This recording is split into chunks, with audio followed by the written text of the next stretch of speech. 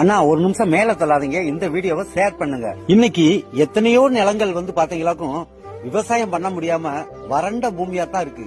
என்ன காரணம்னு பாத்தீங்களாக்கும் கையில காசு இல்ல, 1க்கு 4 இடத்துல போர் போடுறோம், போட்ட இடத்துல பூரமே புகையா போச்சு, அடுத்து காசு என்ன செய்யறது?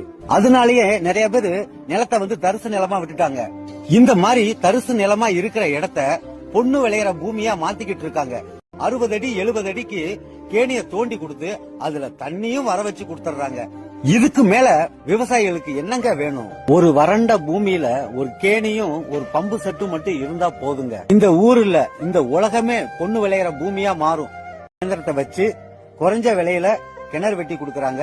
விவசாயிகள் அனைவரும் பயன்பெறுங்க. வீடியோவுக்கு மேல கான்டாக்ட் நம்பர் கொடுத்திருக்கேன், நீங்க கால் பண்ணி பேசிக்கலாம். மறக்காம இந்த வீடியோவை விவசாயிகளுக்கு ஷேர் பண்ணுங்க.